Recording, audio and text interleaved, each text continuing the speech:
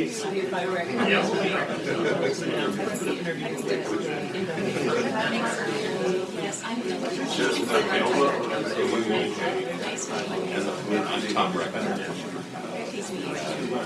with the Malaysia. And you're the latest details for okay, not so congratulations. Where do you stand on preserving Lee's house in Singapore? I think it's much easier. I mean, frankly, it's just kind of funny. Children squabbling. Anyway. This was about Indo-Pacific. This was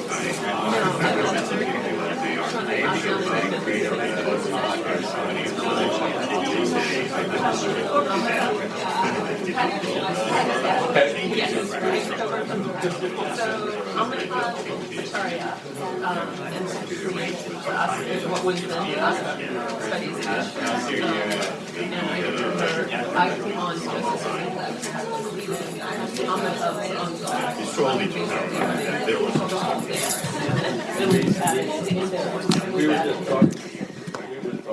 Good morning. I'm Suzanne Maloney, Vice President and Director of the Foreign Policy Program here at the Brookings Institution, and I'm delighted to welcome you and our distinguished guests to our program today on the future of alliances, partnerships, and the Indo-Pacific Regional Order, held in partnership with the East Asia Institute based in Seoul, South Korea.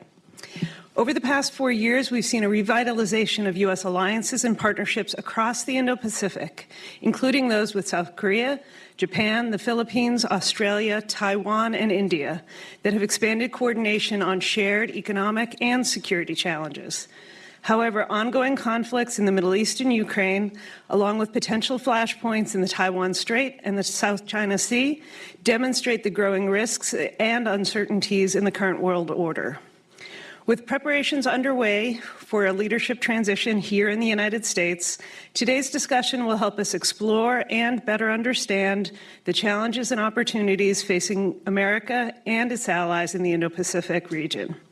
We hope that our conversation between Brookings and EAI scholars and affiliates will help shape discussions in the public discourse on how U.S.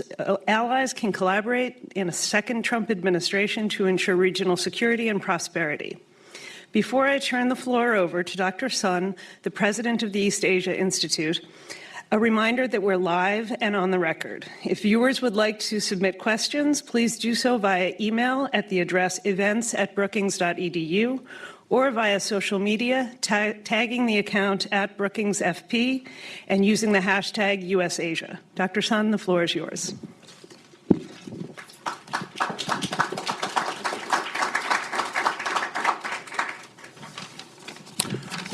Good morning. My name is Sonyal Yao-Son.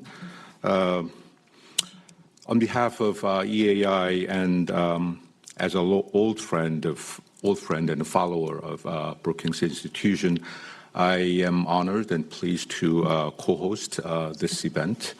I'd like to thank Vice President Susan Maloney for arranging all these things, and Maria and Andrew for your friendship and continuing support, and the scholars from both Brookings Institution and EAI to participate, particularly scholars from Korea. You had a long flight to Washington, D.C. for this event. I'd like to thank you very much.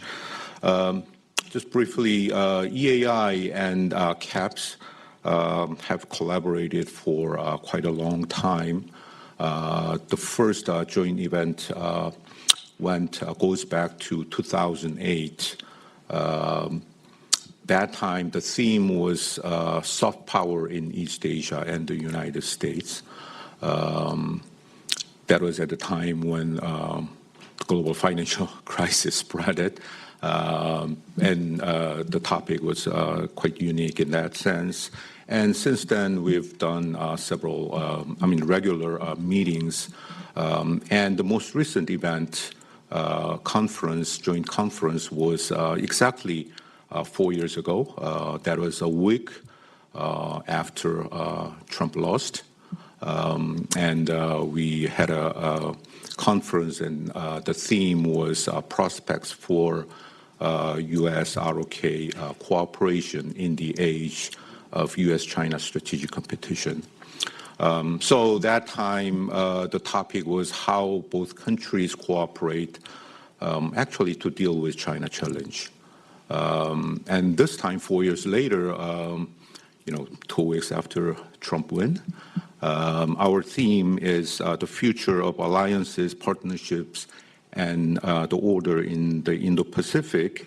Now seems like attention has shifted from how to deal with China challenge, and this time, how to work under new leadership, changing leadership in the United States that we call it the waning hegemony leadership. So it's going to be very interesting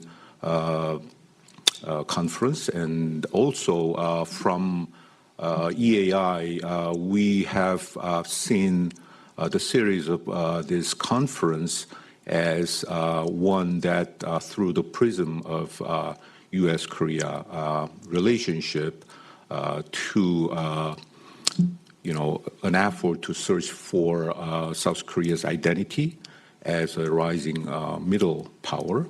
And initially we started with the middle power, how to wield soft power in an interdependent world at that time, and move to the South Korea as a pivotal power in the period of U.S.-China strategic competition, and added now with a new leadership, changing hegemony leadership here. So we would really want to know more about the changing relationship between the two countries and discuss all these things. So I'm very, very excited and honored, and very much look forward to our discussion and conversation.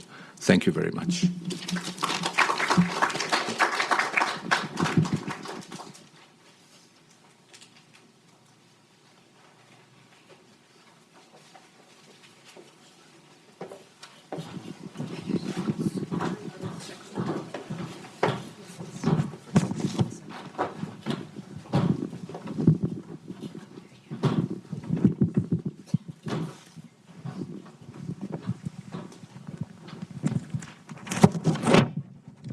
All right. Good morning, everyone. My name is Patricia Kim. I'm a fellow here at Brookings with a joint appointment to the Center for Asia Policy Studies and the China Center.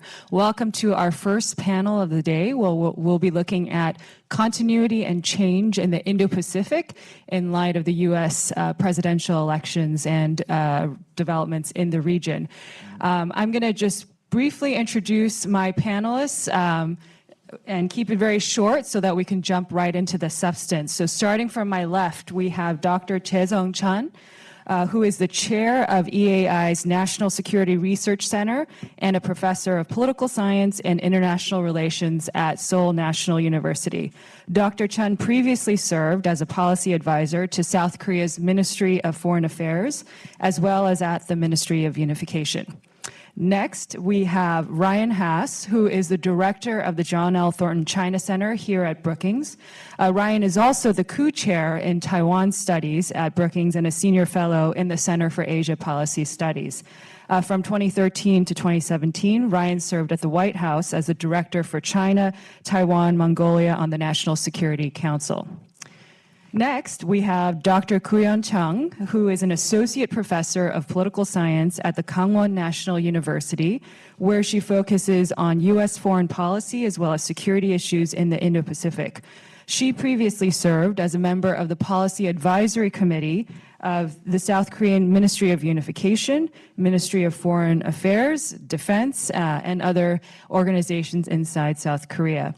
And last but not least, we have Dr. Lin Kwok, who is the Lee Kuan Yew Chair in Southeast Asia Studies at the Brookings Institution. She is also a senior research fellow at the University of Cambridge. And Lin was previously a Shangri-La Dialogue Senior Fellow for the Asia-Pacific Security Studies at the International Institute for Strategic Studies. So I'm just going to jump right into our first question and turn to Chae-Sung, who I'd like to get us started by sharing his thought on what President Trump's return to the White House portends for the Indo-Pacific region. Neither the Indo-Pacific nor China or Korea featured very prominently in the U.S. presidential elections. The focus was largely on domestic issues here at home, and to the extent that foreign policy issues came up, really it was about Ukraine and the Middle East. And so, I was wondering if you could get us started by talking about whether you expect the Indo-Pacific to remain a focus of the second Trump administration, and do you anticipate any significant changes to the regional order? Thank you. It's great to be here. Indo-Pacific, which has been a central concept in South Korean foreign policy as well. So I think Indo-Pacific strategy is very important, not just to South Korea, but to the United States as well. I arrived here on Tuesday, so I talked to my many friends here, and there was some predictions about President Trump upcoming administration's Asia policy or Indo-Pacific strategy.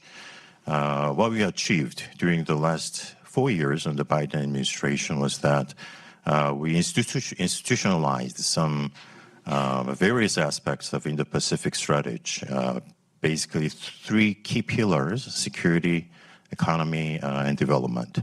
So in security, we, I think, went beyond the hub and spoke type of alliance structure. There was a more close connection between spokes, making unilateral, multilateral security arrangements coming from Trilateral for South Korea, for example, with Japan, to Quad, AUKUS, and other various multilateral and various unilateral, multi-layered security arrangements to cope with some kind of revisionist attempts in this region. So that will be a backbone of liberal international order in terms of security. And also we built IPEF, which is a successor to TPP. And there was some emphasis on global development to engage with the so-called Global South. So we expect that this kind of achievement will last, because in the Pacific, the security and stability will be critical to South Korea's future vision.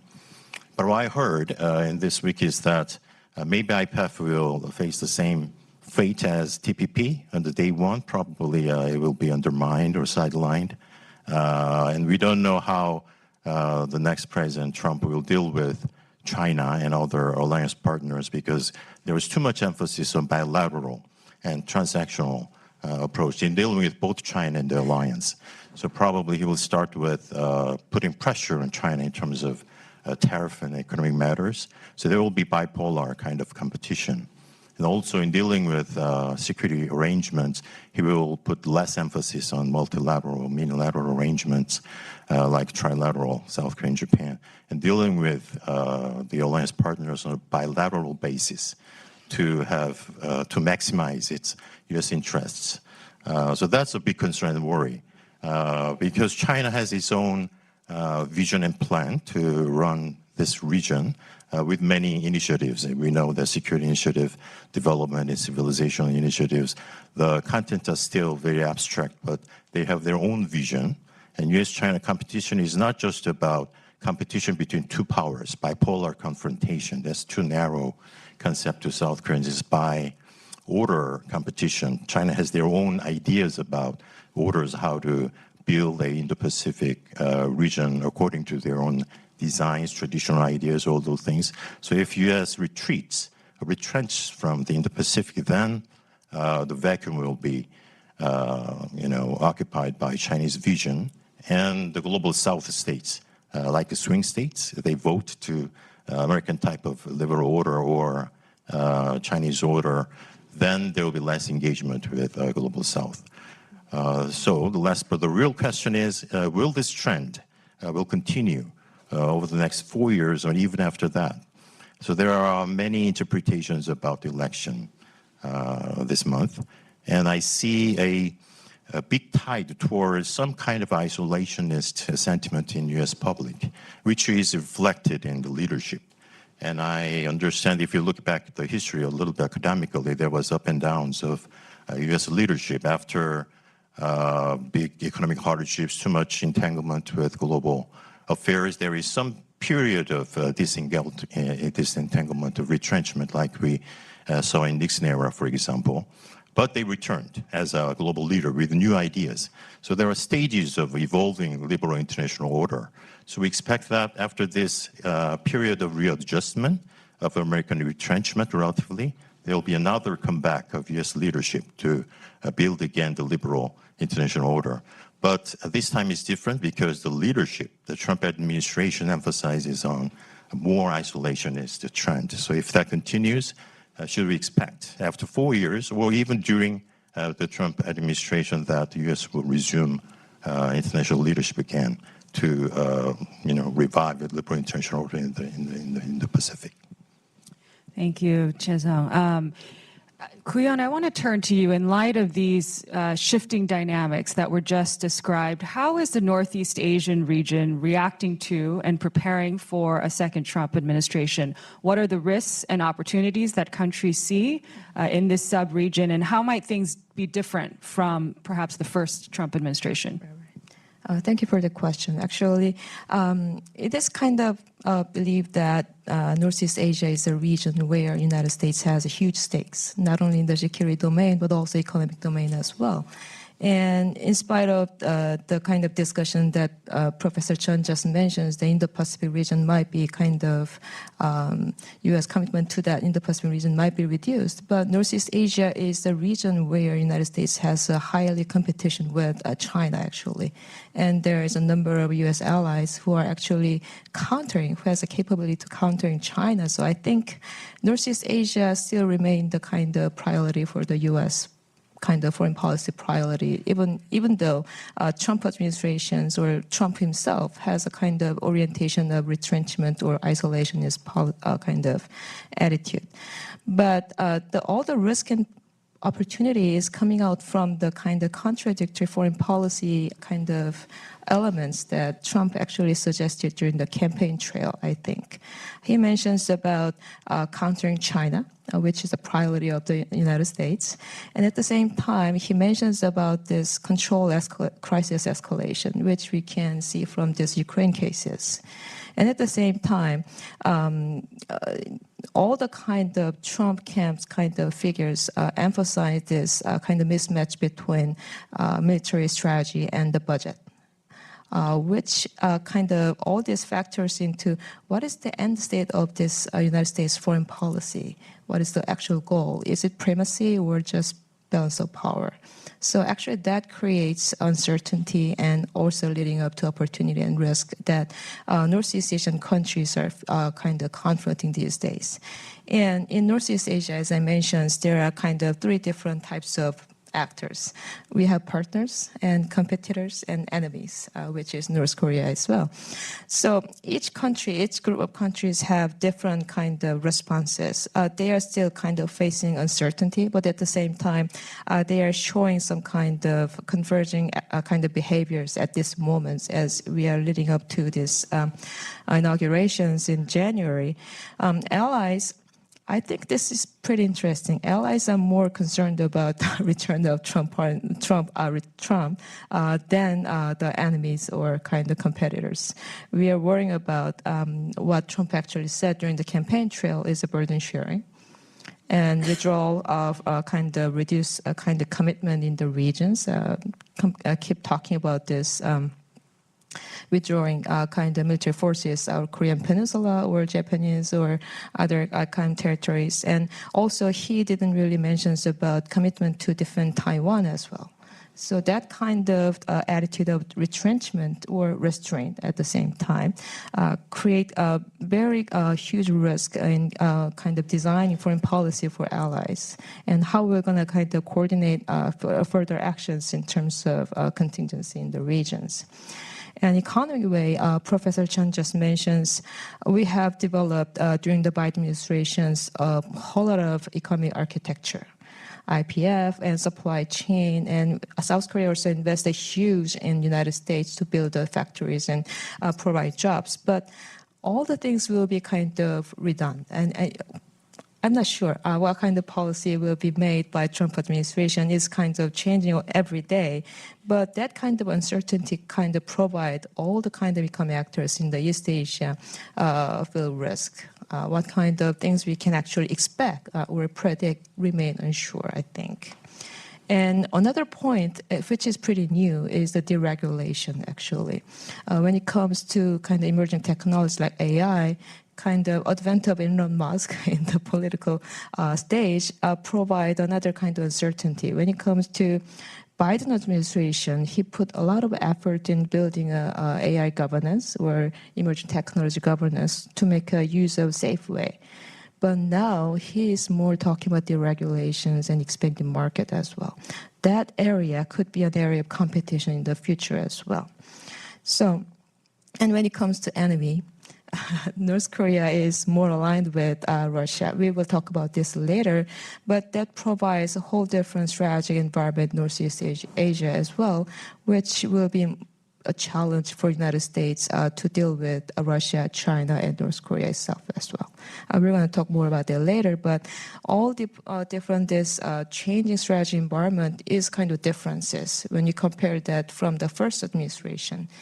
But from South Korea's perspective and allies' perspective, what we are more pessimistic about this situation is the changing nature of U.S. voters. It's not just about Trump, but the U.S. voters become more nationalist, given that their preference. And this Trump President Trump, is kind of utilizing that voters' preference to strengthen their legitimacy. So that's another concern for the long-lasting kind of effect. Great, thank you, Kuyeon. I mean, on voters, I would love to hear, if we have time, your thoughts on how South Korean voters are thinking, how dynamics may be changing there, and what implications that might have for the Indo-Pacific order in the coming decades. But first, I'd like to turn to Lynn to ask the same question, but for Southeast Asia. So how are Southeast Asian states preparing for Trump 2.0? What are the opportunities and risks for this region? And what are some of the differences you think this time around? Thanks so much, Patty. And it's great to be with everyone else on this panel and to see everyone in the room. Thank you for joining us. I think the first point to note is that Southeast Asian governments are very pragmatic, possibly even more pragmatic than Mr. Trump. And they will work with whoever's in power. They will work with the Trump administration. I think their perception is that they have worked with President Trump before and the Trump administration, and they will do so again. In terms of risks and opportunities, let me first focus on risks and opportunities in the realm of security. So in terms of risks, I think the main risk in their minds in terms of security is that a Trump administration will be unnecessarily confrontational towards China, particularly if a trade deal is not reached or offered by China to the United States that Mr. Trump thinks is a win for the United States. I think if you remember that in his first administration, Trump greatly soured on China after a trade deal wasn't reached, and he also blames China for the COVID pandemic, which lost him a second term. I think some analysts in the region suggest that the Philippines, countries like the Philippines and Vietnam would actually benefit from a more confrontational approach towards China. But I think even the Philippines, which is on the front line of the battle with China in the South China Sea, would not want a U.S.-China confrontation, which would destabilize the region. And I think we see this in its actions in response to the United States and China in the South China Sea. So there have been various skirmishes and clashes between the Philippines and China, particularly around Second Thomas Shoal, as well as other features in the Philippines exclusive economic zone. And the United States has actually offered operational support in the South China Sea, which the Philippines has turned down.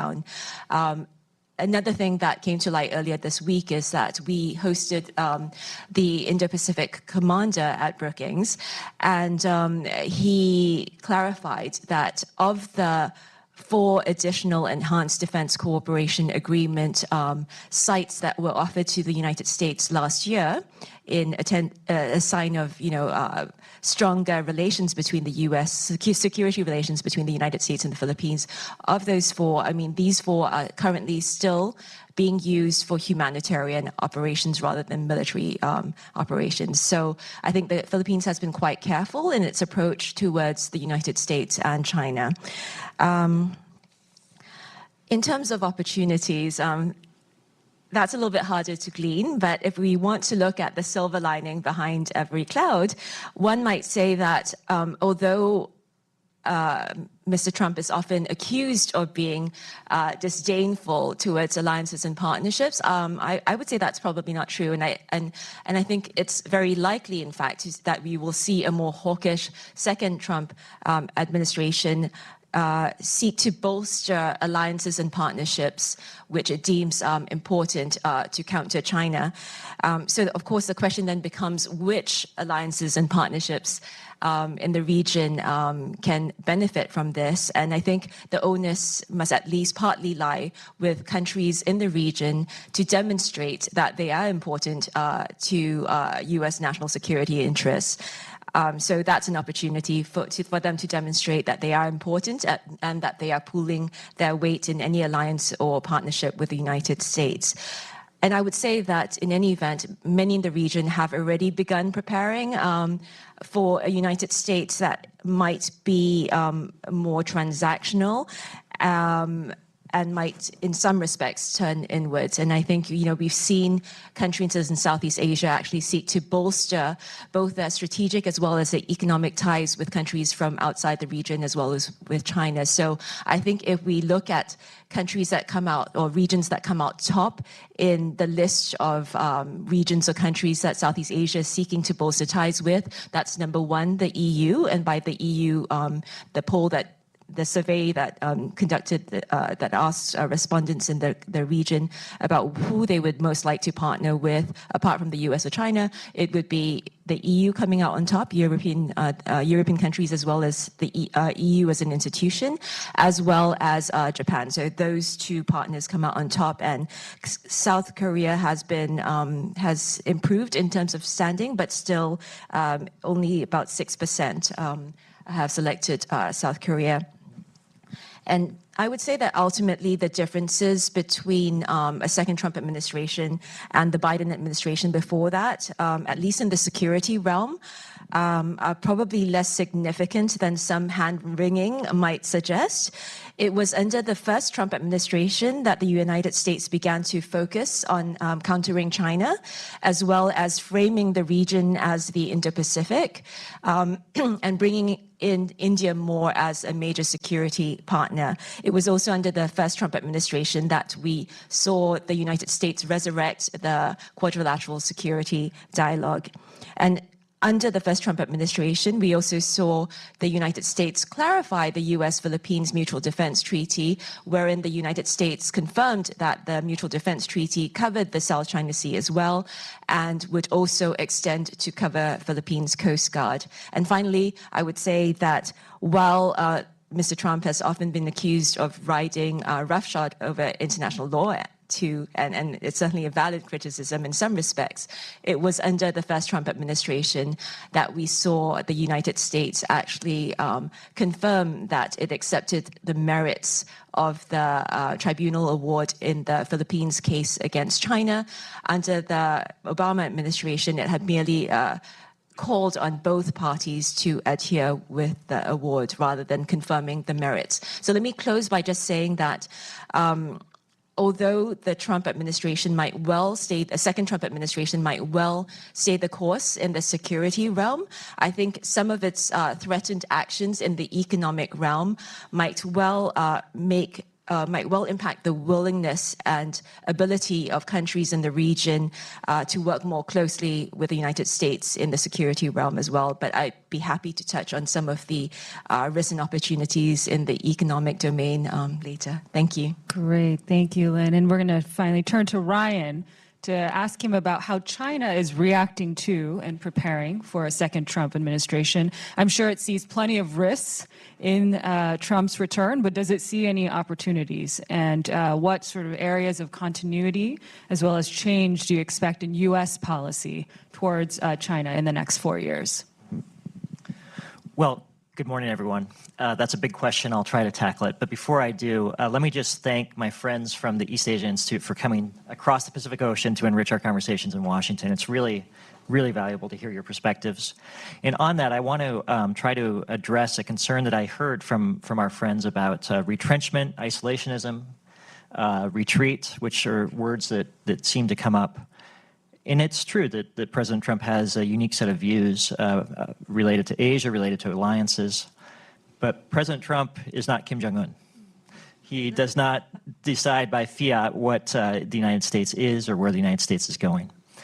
President Trump is in his final term. He is elderly. And as we saw yesterday, his ability to impose his will upon Congress is limited. He had an attorney general that he had nominated who was morally compromised. And despite President Trump's strong view that he would be the best candidate, he was not. And he ultimately was forced to withdraw his name from consideration. I mention that because President Trump's views on alliances are also out of sync with the views of many members of Congress related to alliances. If you think of Senator Hagerty, Senator Rubio, Senator Risch, and we can keep on going down the line, Senator Sullivan, they feel very strongly, these are all Republicans who feel very strongly about the importance of alliances. And so I just encourage us to keep that front of mind as we sort of conduct this thought experiment about what the next 4 years are going to look like, because President Trump's views will not be the sole defining feature of American foreign policy going forward. Now, to the question about China. I hear some friends suggest that China sees opportunity with President Trump's return to power. I think the logic is that President Trump will create divisions at home inside the United States, as well as distance between the United States and its allies, and this will open up space and opportunities for China to advance its goals and objectives. I'm not sure I'm confident of that assessment. I think for the Chinese that I have listened to and met with and spoken with and watched, I think they see more risk than opportunity with President Trump's return to power, in large part because he's so unpredictable. They have a hard time anticipating the way that President Trump and his administration are going to approach China. And that's discomforting, I think, especially to a leadership that values predictability and stability. And so I actually am of the view that the Chinese are more concerned than they are optimistic about President Trump's return to power. There are two things that I am confident about. One is that China also has its own domestic politics. President Xi cares deeply about his image inside China, and I don't think that he's interested in being perceived as a punching bag of Donald Trump. The second thing I'm confident about is that China cares a lot about its relationships with other major powers as well, and doesn't want to be perceived as being pushed around by anyone, including the United States. Where does this all lead? I think what it suggests is that China will probably take a wait-and-see approach. They will wait to see how President Trump approaches the relationship before they decide how they're going to respond. I don't think that they want to get out ahead of the United States. They want to be seen as the responsible, stable, steady actor. And if there is a change in the relationship, a change for the worse, they want the United States to be perceived as the actor that had instigated that downward pressure on the relationship. How is China going to respond? I will stop with this final point and turn it back to you. I think that they are going to take a variety of steps to try to brace themselves for impact. The first is to hedge by strengthening their relationships with other countries, BRICS members, Global South partners, to sort of provide a bit of bulwark and steadiness to the pressure that they expect that they will face in the United States. I think that they will also continue to invest very significantly in their own defense. I think that they will spend a lot of money on domestic security as well as external security. At the same time, I think that they will be prepared to engage with President Trump when and where he is interested in engaging. And I think that President Trump will probably want to engage directly with President Xi, and the leader-to-leader interaction will color and inform the agenda and the tone of the relationship going forward. Thank you, Ryan.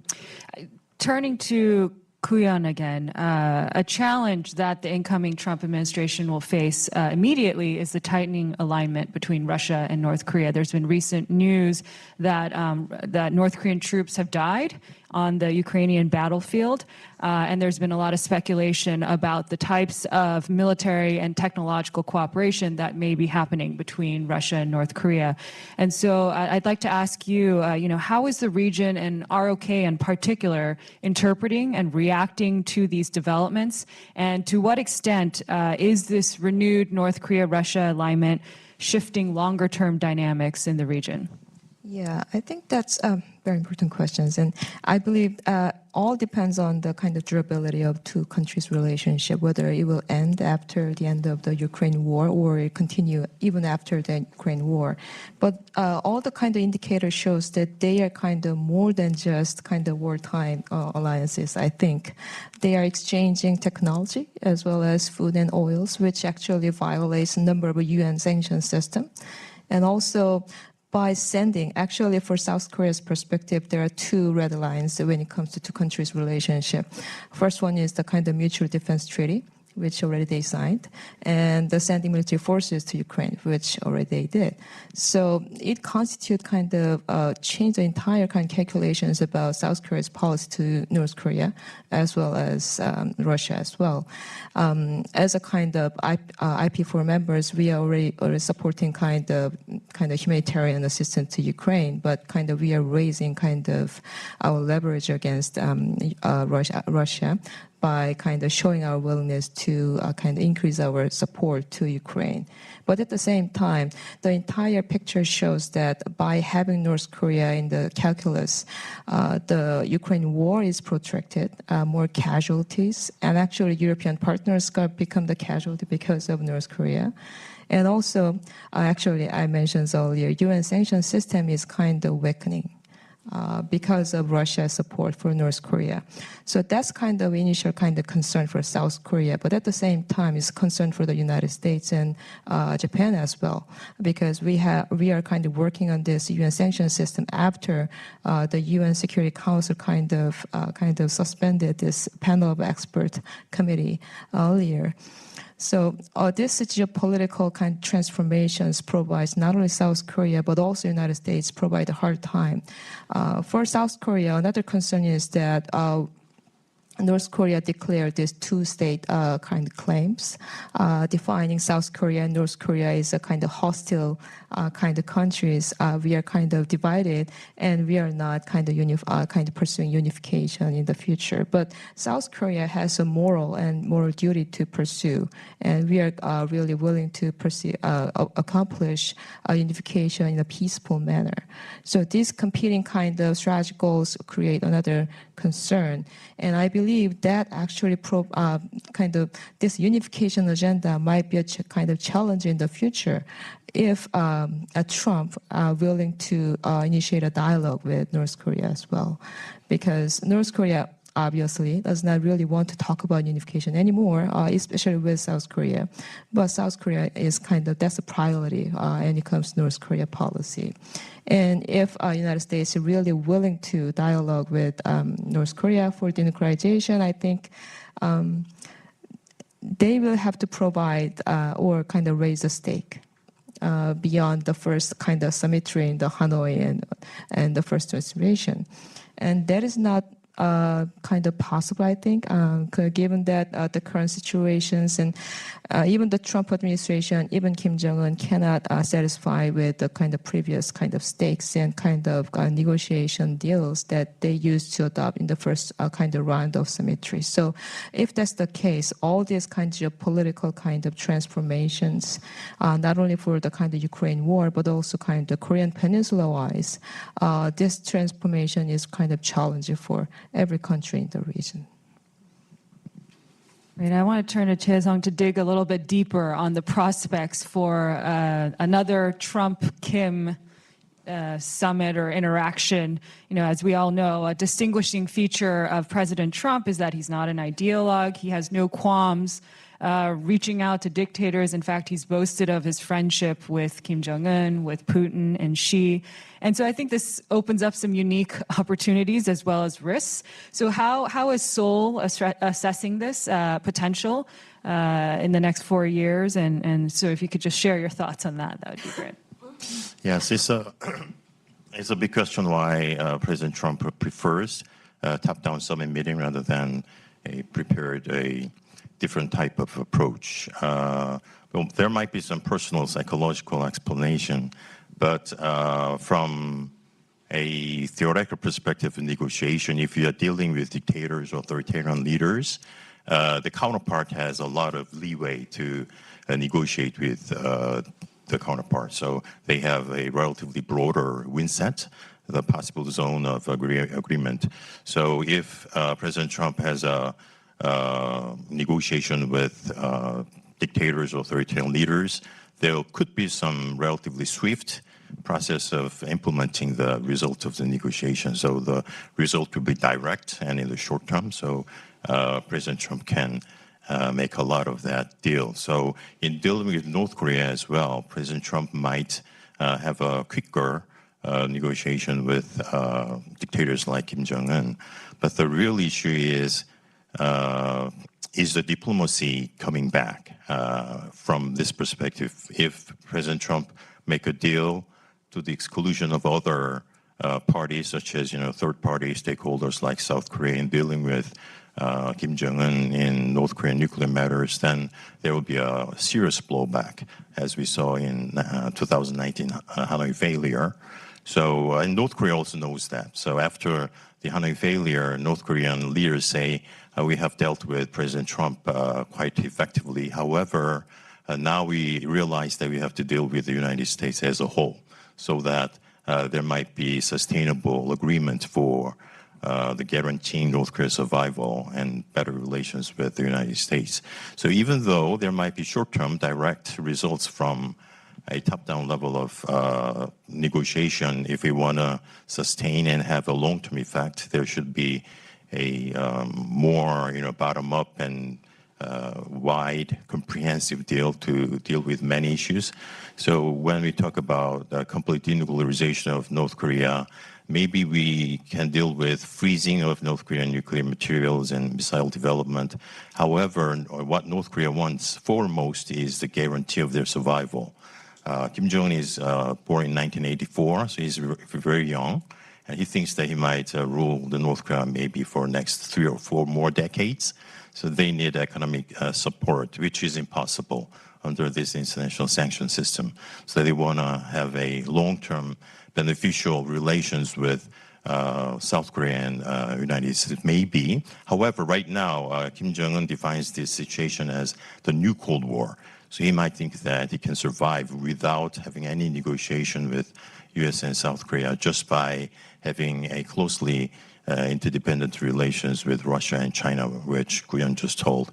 So after we show to North Korea that there will be no possibility of North Korea's revival only by having relations with China and Russia, then they will come back to the negotiation table with South Korea and the United States. And we have to talk to the President Trump that the negotiation should be very painful and long to deal with many issues, not just about nuclear weapons and missiles.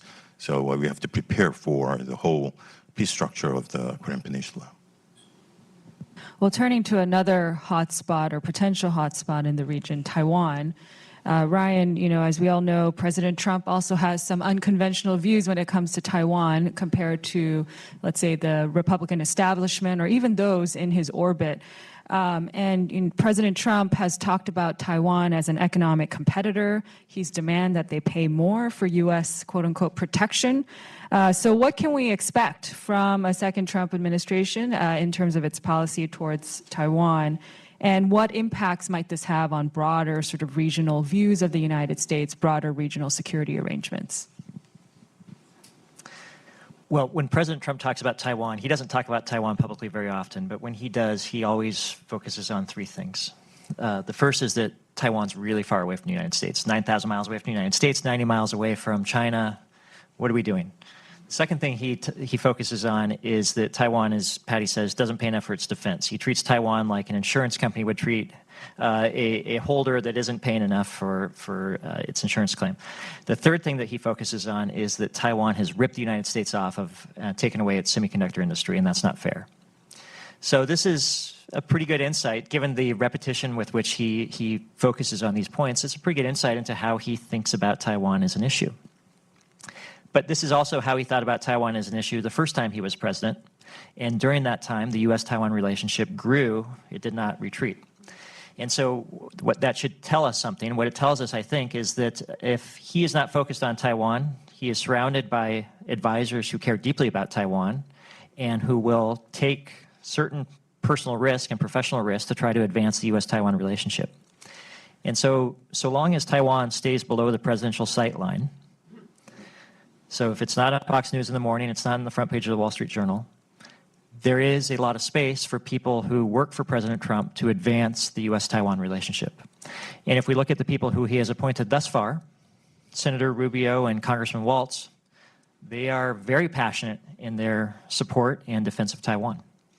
And so we'll have to see how things develop, how prominent of an issue Taiwan is, how much direct presidential involvement there is in Taiwan over the coming years. That will tell us something about the nature of U.S.-Taiwan relations going forward. But if you accept as a proposition that Taiwan may not be an issue that demands presidential attention on a daily basis, there should be a fair amount of space for people who care about Taiwan to advance the relationship. And the two issues that are going to be, I think, the definitional issues for the U.S.-Taiwan relationship in the coming years will be, first, on how to strengthen Taiwan's resilience, domestic societal resilience, and then two, how to increase Taiwan's international profile.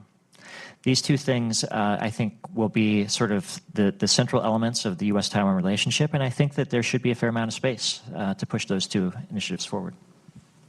Great. Turning to Lynn, another key area of concern is, of course, economic policies and how the Trump administration's economic policies will impact the region. President Trump has famously said he'll impose a 10% tariff on all countries and a 60% tariff on China. And this is going to have major impacts on trade flows and on economic as well as political consequences in the region. And so how are Indo-Pacific states sort of thinking about what's coming down the pike? How are they preparing for a more potentially confrontational U.S.-China economic relationship? And what are some of the long-term impacts you foresee from these sorts of policies? Thank you, Patty. So I think the fact that a second Trump administration might impose tariffs on the region that are relatively less than that which he imposes on China, might mean that in the short term, Southeast Asian countries could benefit by positioning themselves as alternatives to China. But I think that sort of benefit might be short-lived, particularly for countries that already have large or significant trade surpluses with the United States, as they might well soon come under fire from Mr. Trump in terms of pressure to reduce trade surpluses or face further tariffs. So I think that would be one of the main concerns and is the main concern of countries in the region at the moment. There is also a second concern, that a more confrontational U.S.-China approach might well lead to greater scrutiny of Chinese investments in Southeast Asia. And I think that is probably also in terms of, like, they're probably also thinking about that right now.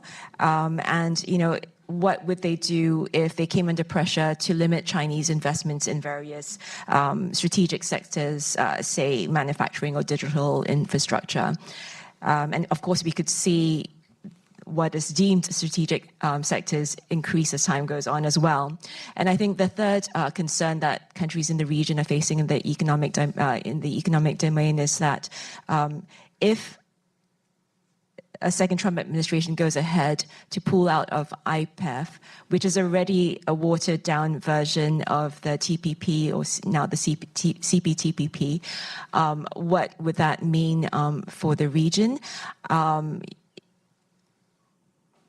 I think I would say that countries already have been preparing in some respect for a United States that's adopting more nationalistic economic policies, a United States that is no longer the champion of free trade that it used to be. Nonetheless, I think they are expecting some destabilizing and concerning effects. And what they are doing, of course, as I mentioned earlier, is to expand their economic as well as strategic ties with third countries, but they are also expanding and deepening ties with China. And although the United States remains the largest investor in the region, I think we are seeing economic ties with China intensify day by day, and this has been ongoing for many years now. In the latest poll of Southeast Asia, when asked which country they considered to be the most influential economic power, China came up on top with 60% selecting China as the most influential economic power. And one might think that perhaps the United States came in second at, say, 40%, but the United States trailed far behind at just 14%.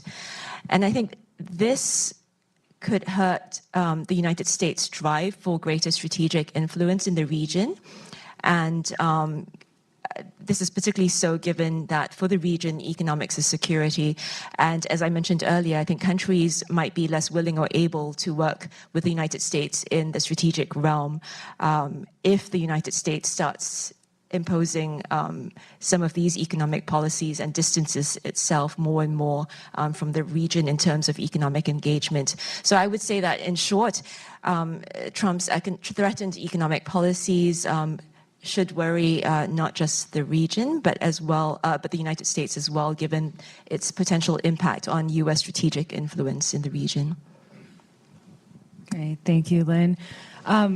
The issue of American voters came up earlier on the panel, and how American voters seem to be feeling, less interested in being internationally involved, less interested in alliances.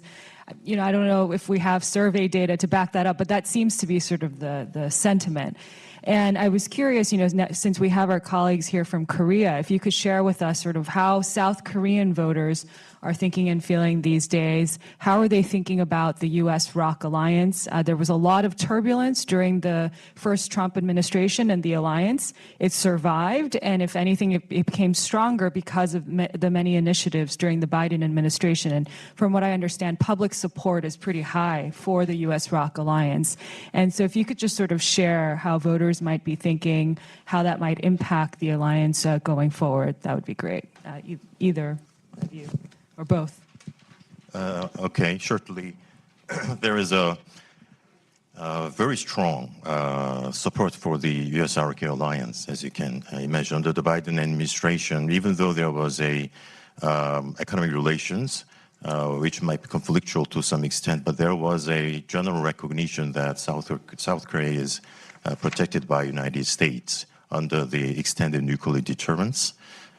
So U.S. is perceived as generally providing security public goods. In return, South Korea is willing to share burdens.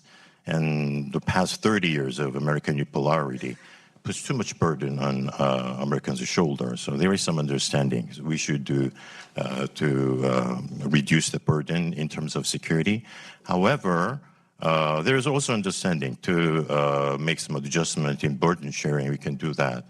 But without some general principled agreement between U.S. and ROK that we have the same threat perception, same purposes in security areas in dealing with threats from North Korea and China, by just focusing on the burden sharing issues, the more about fiscal thing, then the foundation might be weakened, because if there is a economic conflict between ROK and U.S. maybe in the coming administration, and there is no consensus about general future vision of the security cooperation between two countries, then there might be some critics inside South Korea why we have to, continue the alliance to a little bit. And also, last thing is about extended nuclear deterrence, which we might deal with in the second session. There is a really, really mounting North Korean nuclear threat. They changed the constitution, changed the operational doctrines that can, in any time, attack South Korea as a target, which they say South Koreans are now a foreign country to North Korea, so they can use nuclear weapons without any hesitation. So without extended deterrence from the United States, we are really exposed to a very high level of nuclear threat. So we should do something. And after the Washington Declaration and with the establishment of nuclear, the consultative group, there is a heightened emphasis on the extended deterrence. So we want to continue that. So we'll see if Trump administration will inherit that. Just added up to several another kind of aspect about South Korea's public opinions. And Professor Chun mentions about this South Korean public support for the ROC-US alliances is actually bipartisan kind of manners. Either progressive and conservative, we prefer to have a better relationship with the United States. And when it comes to security provisions like nuclear deterrence as well as kind of joint exercises, all of these activities has been well received by the South Korean public. And even for the trilateral cooperations with Japan, South Korean people, as you all know, we have kind of historical issues and textbook dispute. So at the kind of personal level, there still remains grievances about Japanese kind of publics. But at the same time, there's an increasing understanding that this kind of trilateral cooperation is kind of necessary from the strategic perspective. So it's kind of diverging kind of trend in the South Korean public that they're beginning to understand this strategic imperative of having this cooperation with U.S. and even with Japan as well. I'm glad you brought up trilateral cooperation between the U.S., ROK, and Japan, as well as bilateral cooperation between ROK and Japan. There was actually a question that was submitted in advance. It came from Alexander Liepke, the European Council on Foreign Relations, and he asked about this very question. There was obviously effort made by all parties to make this trilateral and bilateral cooperation happen. But it is true that the Biden administration did play a big part in sort of bringing the two parties together and sort of institutionalizing that. So do you, if there isn't as much attention or interest in the Trump administration in sort of carrying forward what's been achieved in the trilateral space, do you expect this to continue? I guess the question is, do you expect Seoul and Tokyo to continue forward on their own? From South Korea perspective, we have kind of huge interest in kind of sustaining the moments of maintaining this trilateral cooperation, because when you think about the origins of this trilateral, it is based on the kind of understanding that we have some kind of unilateral cooperation to discuss North Korea issue in 20 years ago. It begins as a TCOC. And now we are kind of assembled finally, and actually we achieved a lot of kind of implementations and exercises and cooperations, and even we are cooperating over emerging technology as well. So I think South Korea has a huge incentive to maintain the current momentum, and I believe Japan, of course, Japan has a domestic kind of challenges, still do not have incentive to disengage from this momentum. It's not like a kind of increase in momentum, but does not have kind of disengage from it. But the thing is, United States, that's the uncertainty we have actually from South Korea perspective.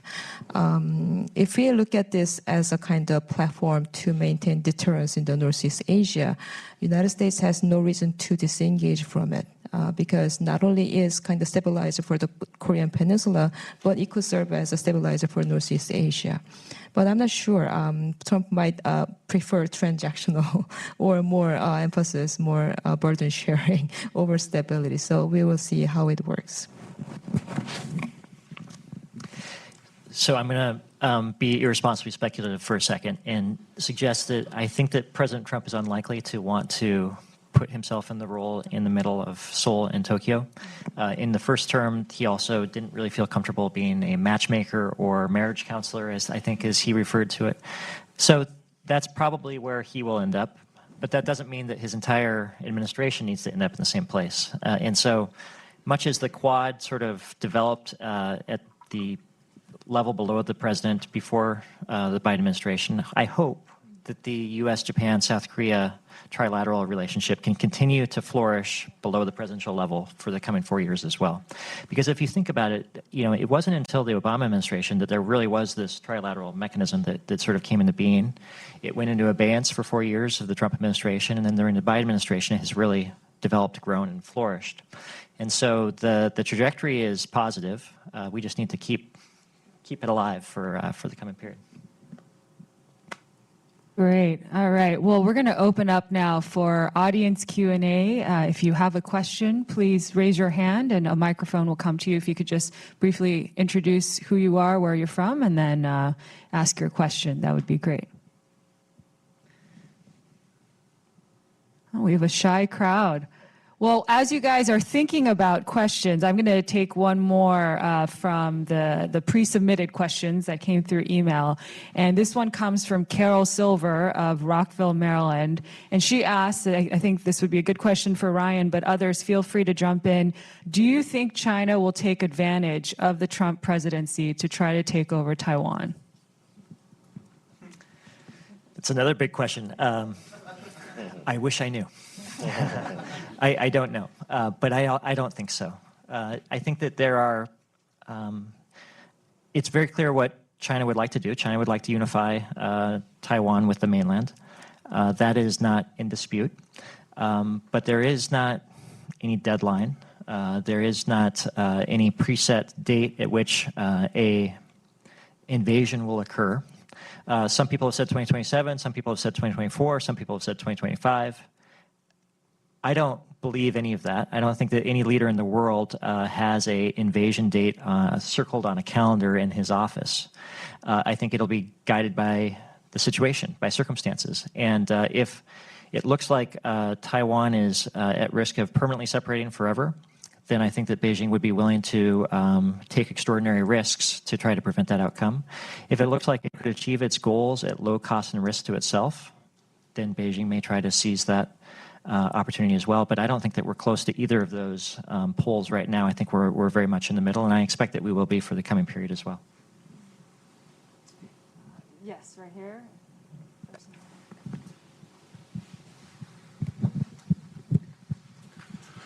Ben Massengale from the Stimson Center. My question is more reflected to Southeast Asia. There's a lot of discussion in terms of economic things. A lot of my discussions have been along the lines of they don't want to have to choose, as in they value the security opportunities from the U.S., but really more dependent upon China. Given Trump's transactional view on those things, security is not likely to come unless he gets an economic deal. So pushing more pressure on Southeast Asia to cut a deal with China. In that view, do you think that there's any possibility that some of these Southeast countries will be willing to renounce or negotiate away some of these territorial claims they've been having with respect to China's 9-dash line, given that they may not get any sort of security guarantees from the United States?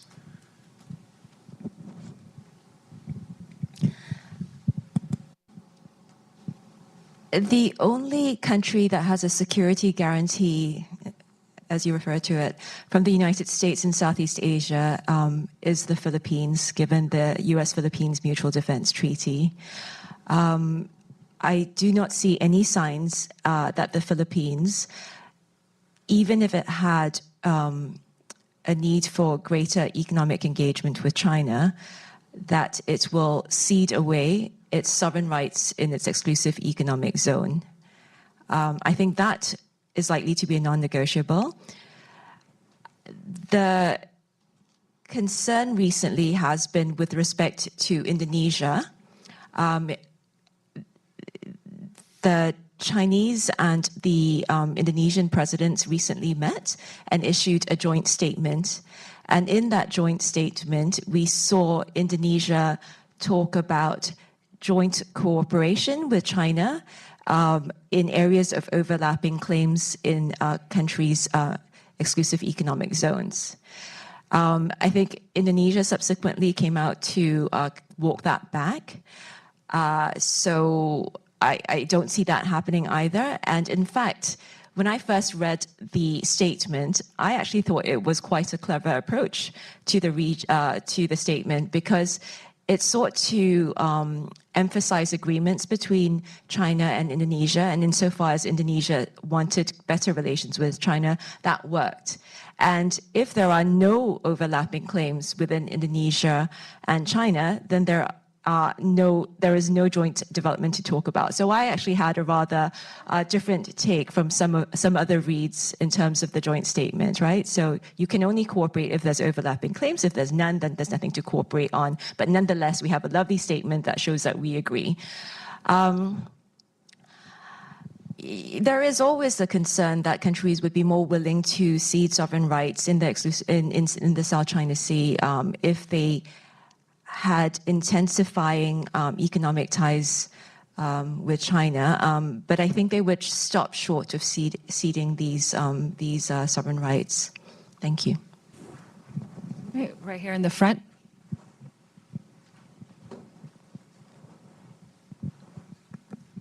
Thank you. I'm Tom Reckford with the Foreign Policy Discussion Group and the Malaysia-America Society. And I'd like to follow up on what Ryan was talking about and ask about the likelihood of Japan, South Korea, and Singapore working to help Taiwan in these very difficult times.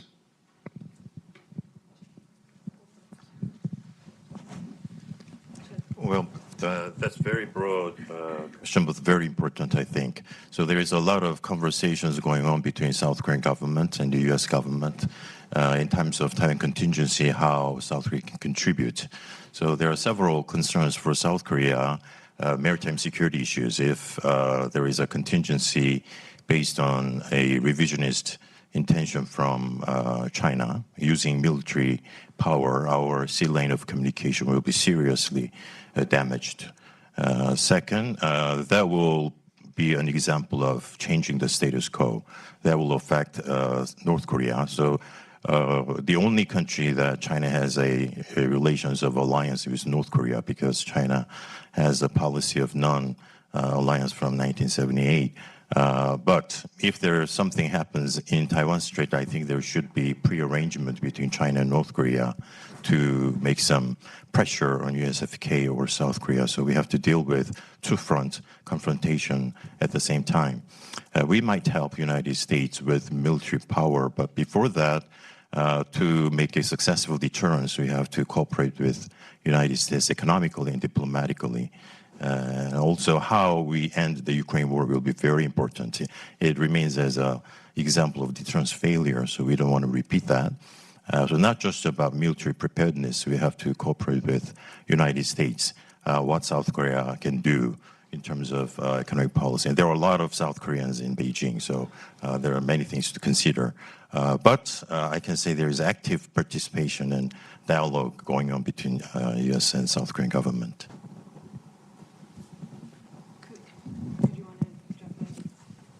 Lynn, you want to do a Southeast Asian perspective on this? He asked about Singapore, so I'm not, Yes. yeah. I think a Taiwan contingency would be a nightmare scenario for Singapore, given that Singapore has a logistics facility that the United States uses and and is likely to be drawn into a Taiwan contingency. However, beyond that, it's not clear what further steps Singapore might take in the event of a China-Taiwan clash. I wrote a paper on this a year or two ago in terms of how Singapore might respond in the event of a Taiwan contingency. And I interviewed several people in that respect. And I think what was clear was that they were refusing to be drawn into a clear statement of what Singapore would do in such a scenario. And they said it would depend on circumstances without even clarifying what these factors would be and what would happen in the event of these factors occurring. So if X, then Y, but what the X wasn't clear, what the Y wasn't clear either. I think one might, huh? Other than that, it's perfectly clear. Everything was perfectly clear then to me. Some might draw from how Singapore responded to Russia's invasion of Ukraine to say that Singapore might perhaps respond in the same way in the Taiwan scenario. So Singapore took a particularly strong stance compared to other Southeast Asian countries to condemn Russia's invasion of Ukraine as well as to take sanctions against Russia. However, I don't think it would apply in the Taiwan scenario given Singapore's One China policy. And the other thing I would, well, I think I'll stop there. I think it wouldn't apply, it wouldn't necessarily apply given Singapore's One China policy and close ties with China, even though Singapore also has close ties with Taiwan.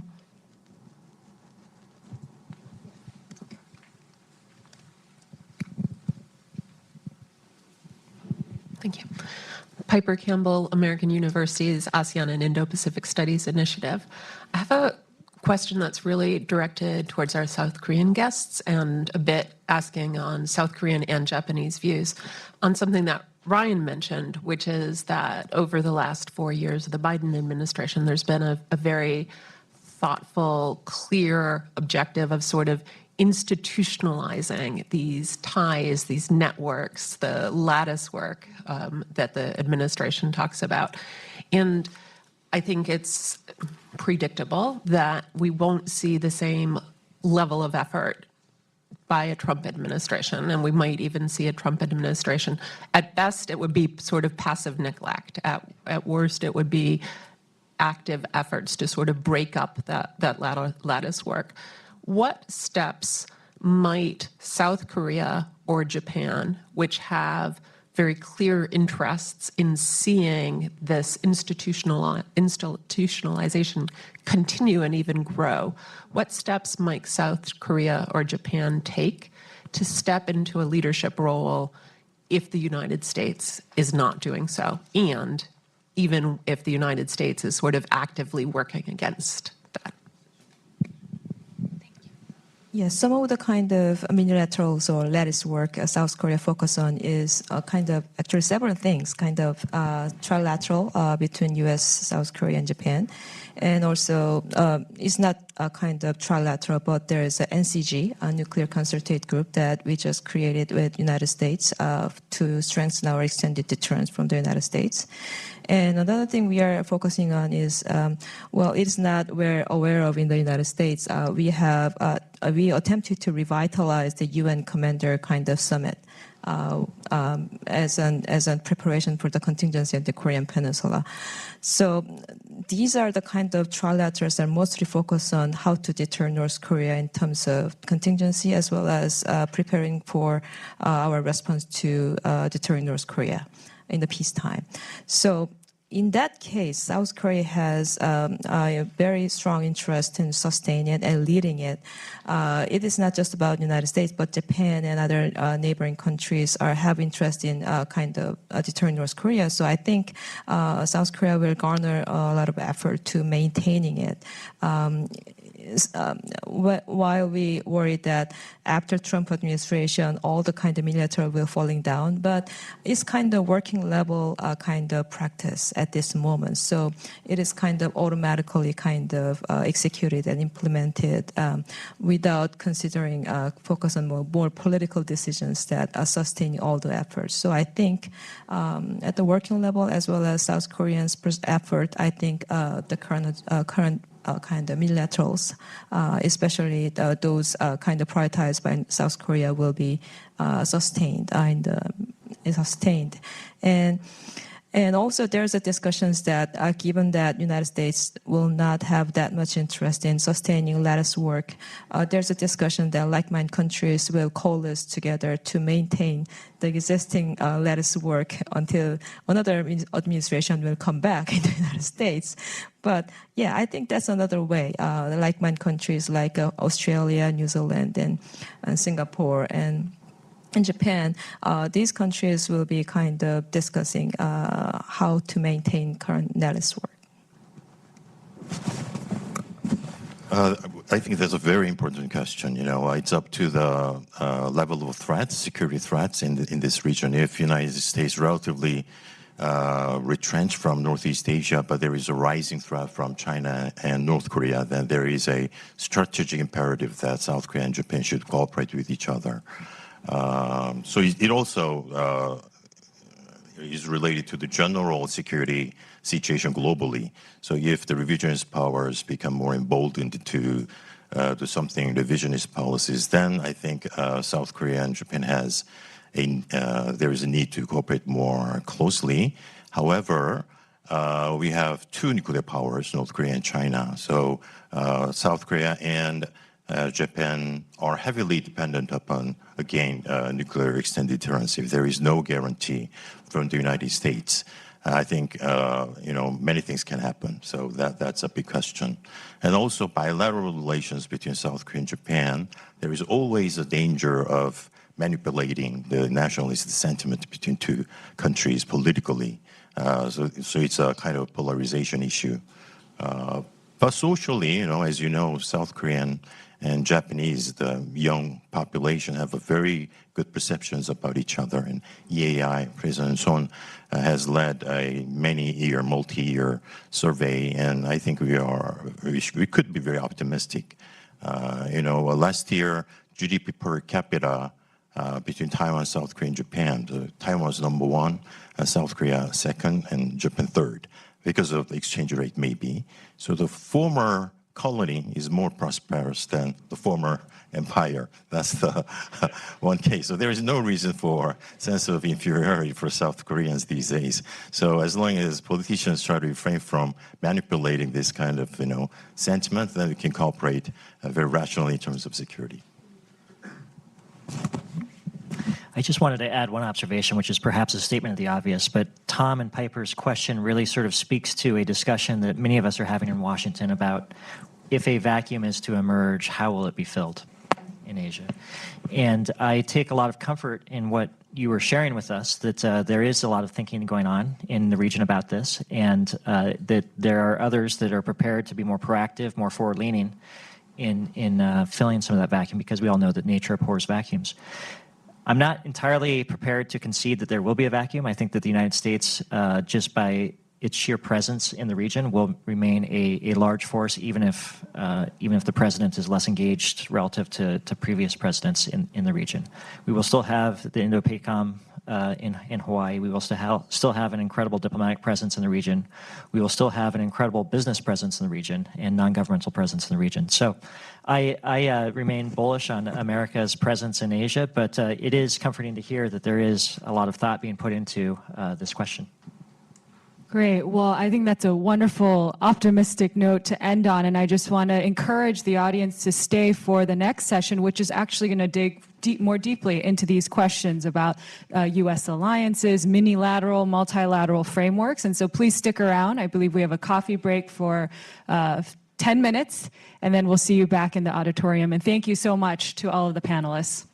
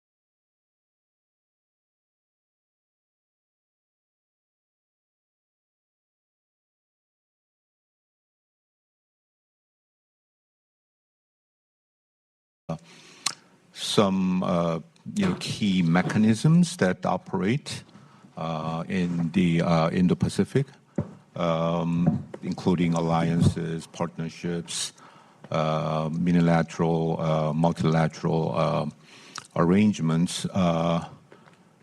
But unfortunately, the previous session, talk almost all about the topics that we got to do, so we are at a loss. So we try to be imaginative, creative to, get to some of the points that we might go a bit deeper to discuss. So my name is Yeol Son again, EAI, and I also professor at Yonsei University, Seoul, Korea. We have 4 distinguished panelists here. On my left, Mireya Solis, you all know. She's a director and senior fellow at the Center for Asia Policy Studies here, with no more introduction because you know her very well. And next is Sang-Yun Ma, professor of international relations at the Catholic University of Korea, and he is currently the president of the Korea Association for International Studies. And the next is Andrew Yeo from Brookings, and he's a senior fellow and SK Korea Foundation chair in Korea Studies. Two Brookings fellows are close friends of EAI for many, many years. And the next is Professor Ji-Young Ko, professor of political science at Korea University. She's a rising star in Korean political science community, and she works on international relations and particularly the works related to nationalism. So I think we go this direction, and once again some of the questions already addressed. So first, let me ask quickly to Mireya. With Trump's return, we see kind of tremendous level of uncertainty over Trump administration's policy toward China, and particularly in East Asia, South Korea and Japan too, that we are facing so-called decoupling pressures. So one source of decoupling pressures that we have already experienced during the Biden administrations, that countries are getting burdened as an ally to support United States to decouple from China economically in certain sectors, particularly sectors of dual-use technologies or advanced technology sectors. So that's one source of decoupling pressures to Asian allies, and another pressure that we expect from the Trump administration is tariffs. That we heard that 60% of tariffs, import tariffs on certain Chinese goods, and also some universal tariffs on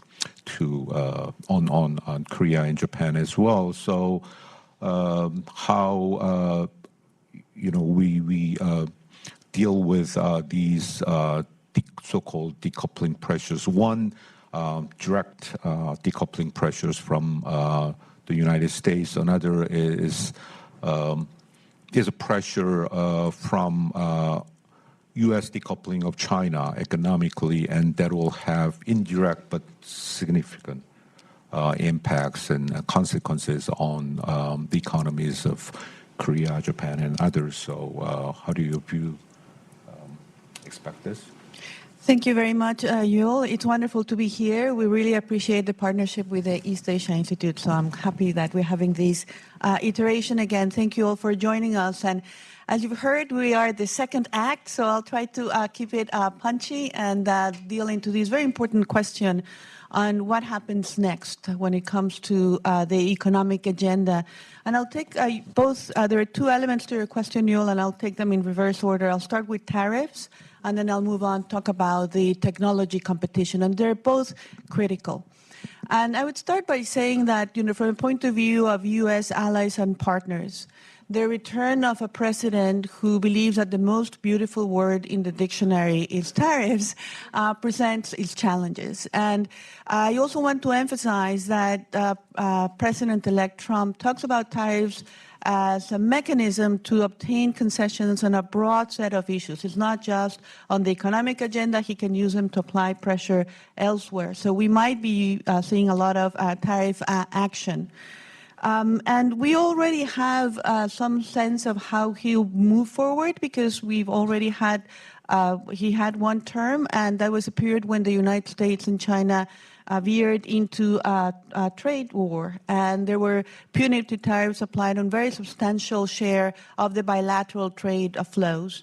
And of course, because we live in a globalized world where we have sprawling supply chains, we know that this does not remain just a bilateral affair, but that trade war also had important consequences on countries like Japan and South Korea, who have invested deeply in the China market, who have operations connecting throughout the region.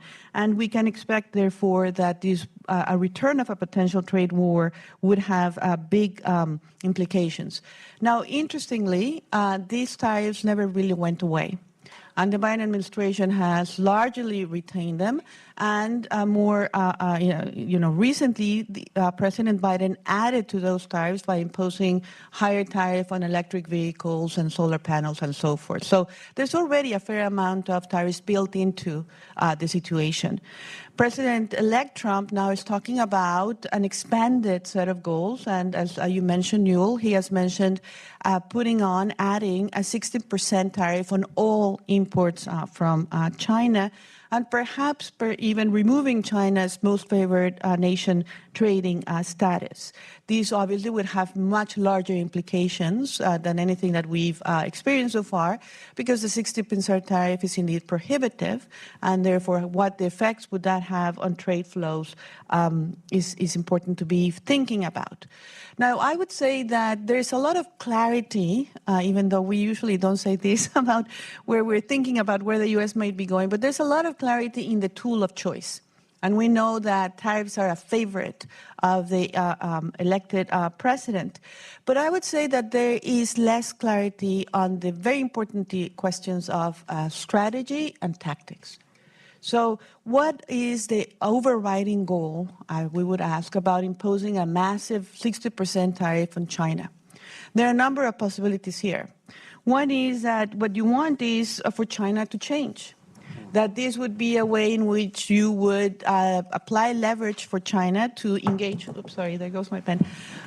Thank you. To apply, pressure on China for China to undertake structural reforms and, take a hit or reform its top-down economic system. Now, this would imply that we could perhaps see a stage 2 U.S.-China trade agreement, because already in the first Trump administration, one such agreement was signed.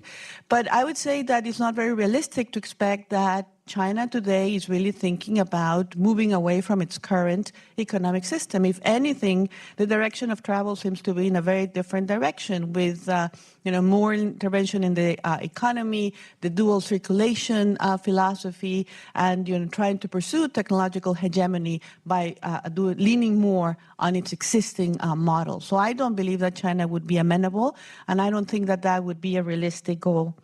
The other potential objective of the 60% tariff would be to go back to what we saw in the first Trump administration, which is a managed trade approach. An idea that you're pressuring China to buy more from us. That's actually what the first U.S.-China trade agreement delivered in letter, but it never really delivered in practice. So China agreed to buy $200 billion worth of U.S. products. It never really happened. So again, we could engage in that negotiation. I imagine China is precisely what it wants to do. It will probably come up already with some kind of trade deal, and the more they draw out the Trump administration in trying to negotiate something that might never really be implemented, I think they would probably perhaps see that as a win. But again, this would just be a repeat of what was done in the first administration. Now, an additional goal, and perhaps is where we're getting towards, is that perhaps we're thinking about, or the Trump administration is thinking about, whole-scale or strategic decoupling. And in particular, we've heard from some surrogates, some people in that Trump orbit, that they're thinking along the lines of a strategic decoupling or using tariffs to try to reshore production to the United States.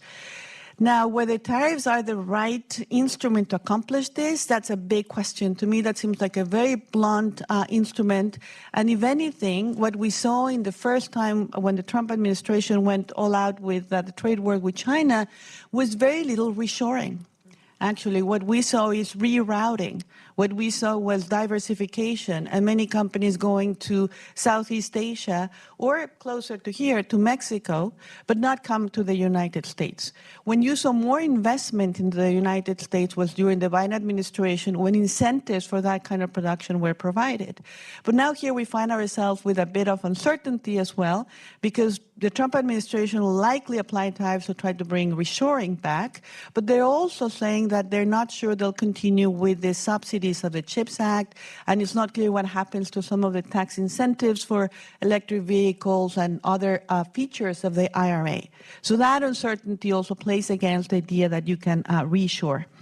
And finally, and because I'm taking a lot of time just on tariffs, let me just make the other point, that it's not just what happens between the United States and China and the 60% tariff. As you mentioned, Yul, there is another idea of having a universal tariff applied of between, say, 10 or 20% on all countries, perhaps. And again, here I find there's no clarity on strategy or tactics. Are we thinking that we'll see a replay of the Nixon shock of 1971 when you have a president applying a 10% tariff across the board? The economy today is completely different, and it has not been articulated what would be the objective. Nixon had a very clear objective for doing that, and that lasted for 4 months. After that objective was met, I'm not certain I see it here. Or will the Trump administration decide, I'm not going to go for that 10, 20% tariff because it will make them exceedingly unpopular if inflation and the cost of living goes up, but I'm going to focus on those countries that have trade deficits, that have trade surpluses with the United States. And if that's the case, I would say that the Indo-Pacific region has a lot to worry about because Japan, South Korea, Taiwan are all partners that have trade surpluses vis-a-vis the United States. Now, when it comes to, so that I think it will bring a lot of tension perhaps in the discussions that, say, Japan and South Korea will have with the Trump administration, because it will not only be about these, how you deal with the threat of a tariff coming your way, but as the previous panel, I think, also mentioned, there's going to be perhaps bigger asks when it comes to burden sharing. And I just returned from Japan, and some of the items that were being discussed is that even though Japan, for example, has agreed to increase its defense expenditure to 2% of GDP, that the Trump administration will likely say that's not enough. Let's talk 3% or more. So those are things that will perhaps now bring in friction into the relationship that the United States has with these important allies, and that will also perhaps make it harder to coordinate on the technology restrictions and the economic security agenda. That is really where I think should be the target of our focus, and not so much the tariffs. Now, final point here on how will the decoupling pressures work out when it comes to the technology competition angle. I would say that, again, the Trump administration in many ways started here by adding, say, emerging technologies to the export control disciplines, by using the entity list in a very different way, by strengthening the national security of foreign direct investment. And what the Biden administration did was that it followed that direction of travel, systematized these policies, and then sought to have greater input from partners.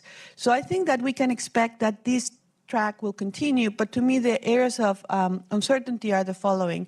One is that during the first Trump administration, President Trump frequently interjected himself in the discussion and, at some point interceded on behalf of a Chinese tech company like ZTE. Could he be interfering again? And certainly he'll be interfering, I think, more on the tariff front. That's one area where he thinks he probably knows best, and there will be little delegation. How would it happen with the economic security agenda remains to be seen. And the other question I think that many of our partners in the region have is whether we'll see more use of unilateral measures, or will there be still an attempt to have, the origins or the beginnings of a plurilateral, say, export control regime. And that gets to the question as to whether we can go from the bilateral, which would be more limited in its reach and effectiveness, to a more plurilateral approach or not. And I think those would be the elements to watch for going forward. Well, thank you very much. We'll get back to you again later for the second round with the follow-up questions. Next is Sang-Yun. It's about alliance question. Although lots of conversations in the previous session. We are, South Korea, for example, discussing the decline in American prestige in the region, and particularly with Trump, the first, the Trump administration's experience of that, particularly America First approach. I think there are lots of challenges to ROC U.S. Alliance, as we discussed before. What are your expected challenges that the Washington would bring in? I mean, what are top one or two major challenges, and why do you think that is the case? Right. Thank you very much for asking the security-related question. Well, I'm thinking of two kind of tasks or risks that South Korean may have to face when Trump administration started its kind of pressure on us. The first one is defense burden sharing that we have already covered up in the first session. And second might be the North Korean denuclearization of North Korea. Coming about the first one, defense burden sharing.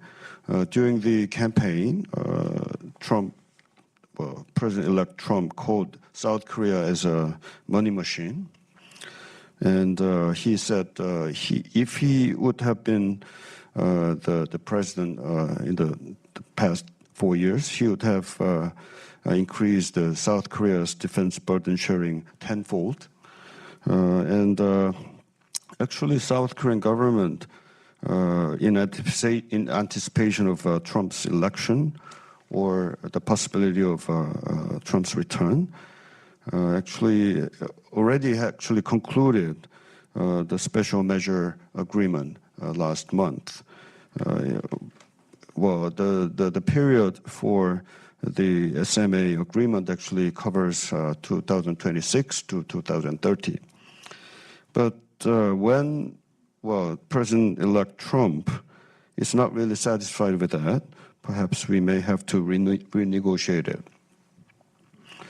Well, what really worries me, however, is when Korean public feels Trump's demanding on kind of excessively large contribution may cause South Korean resentment. Well, public opinion may rise in favor of, for example, development of South Korea's own nuclear weapons. Well, we are relying on, nuclear umbrella from the United States, and the extended tolerance is a key component of our alliance. Without American nuclear umbrella, South Korean defense and security may not be secure. So, with that, understanding, perhaps South Korean public would demand we may develop our own, so that we may not rely on too much on the American security provision. And also, we can also see a rising anti-American sentiment, which had somehow made our alliance very difficult back in 2010 or even earlier. So we do not really repeat that kind of difficulties. However, in terms of timing, fortunately, it does not appear that a new special measure agreement negotiation with South Korea will start immediately.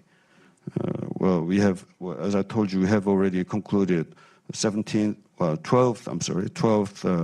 SMA agreement in October.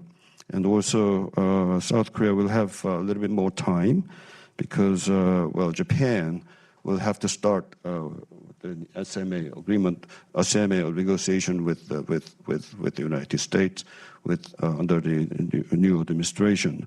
So, depending on the outcome of the negotiation with Japan, perhaps South Korea may, respond with more leisure, more time to think about it. Second, risks or the burden that we are having actually is denuclearization of North Korea. North Korean nuclear threat is South Korea's biggest security challenge. And it is not really easy this time to predict how the new president in the U.S. will approach it. On the one hand, the Trump administration's pursuit of deal-making with Pyongyang could seriously undermine South Korean security interest. If Trump and his administration effectively condones the North Korea's possession of nuclear weapons and attempt to negotiate disarmament with North Korea on their premise, it would eliminate the possibility of the denuclearization of North Korea, which would be quite unacceptable for South Korean security interests. Moreover, if United States weakens its deterrence against North Korea while making concessions to North Korea, South Korean security will be directly affected. On the other hand, if Trump administration does not pay much attention to North Korea and takes kind of a bystander stance, this will also be a problem for us. North Korea will continue developing its nuclear arsenal and delivery systems, while international sanctions against North Korea are loosened already thanks to Russian role in the United Nations and others. In such cases, there's no way, really, to control North Korea. That, I think, is a kind of nightmare scenario for us. Thank you.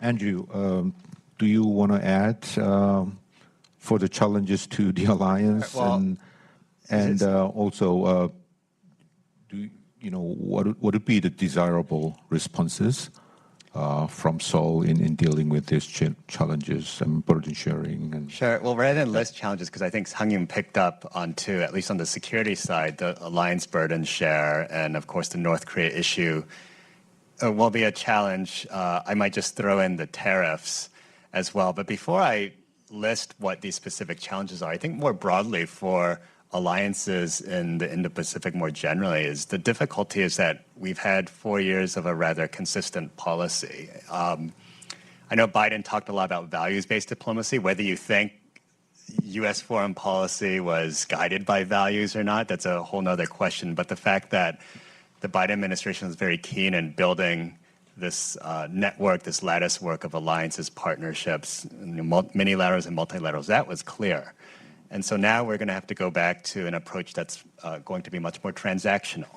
And I think that's something that all alliances will have to contend with. And so we're going back from something that's values-based to, or at least it was based on a particular principle about strengthening allies and partners in the region, to one where, President-elect Trump may, I don't think he's going to disavow alliances, but he's going to be more critical. In some places, he might work well together, particularly on the security front when it comes to addressing threats from China. But then in other cases, like alliance burden sharing, he may make the life of allies difficult. So that's what we'll have to look at. On the tariffs front, I know Maria touched a little bit on this, but it's not just about the tariffs. And I checked the numbers for South Korea in 2018, so under Trump.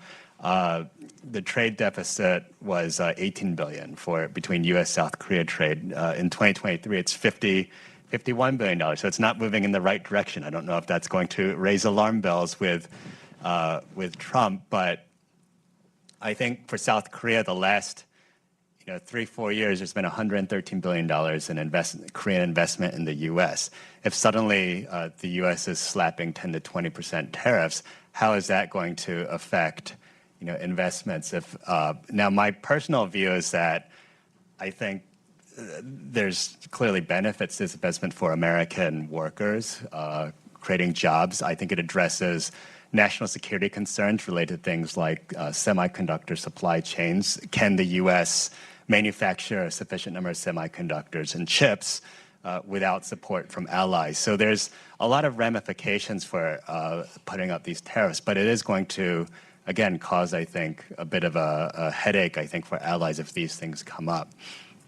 Now, let me end on a positive note. I know that we're all focused on challenges with a new administration coming in. This will be true of any change in government, I think, but it's particularly true because we've seen how President Trump has operated the first time, and he's on his campaign. He, as Sang-Yoon mentioned, he called South Korea a money machine, or he repeatedly said that South Korea, Japan, they're not doing enough, they're not paying enough. But at the same time, I think the United States as a whole understands that we're in an era of great power competition, that China and Russia are still a concern, and frankly, the United States can't, I think, confront, or it can't meet the China challenge without allies and partners. And we don't know what direction that policy will take, but we've seen some signs we've seen the selection of Marco Rubio as Secretary of State, or Mike Waltz as a national security advisor. So that suggests at least that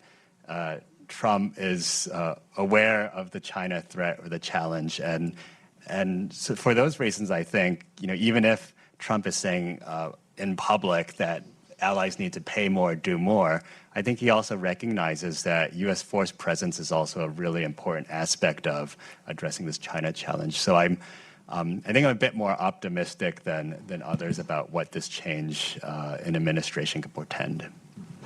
Back to you, Yu. Thank you. I guess another topic that's been addressed before in the previous session, it is about U.S., Japan, Korea trilateral, and there's a question also from the floor. I mean, that's been the question has been around in South Korea and Japan too. And also we see that sort of domestic political conditions and in, I mean, not only in the United States, but Korea and Japan, sort of, coalitions that has been supporting improved Korea-Japan relations are waning in a sense in both countries. So the fate of UJK, how do you view that? There is a mention before, but I want to hear your perspective. Yeah, thank you. So the Camp David summit last year really marked unprecedented commitments to trilateral relationship. I mean, basically solidifying it as a key strategic interest for the United States in the Pacific. And then the summit actually made two important progresses. One is institutionalizing consultation mechanisms, both at the working level and then ministerial and then higher leadership level as well. And then the second progress was actually solidifying more serious security cooperation among these three countries. So the three countries started to conduct joint military exercise the Freedom Arch exercise just happened this month, and then also they have involved in more serious information sharing, not only conventional issues but also more new threats like cyber threats. Of course, the question is whether this unprecedented level of cooperation will last or not. And in my personal opinion, I believe that there are both challenges and opportunities for deepened trilateral cooperation.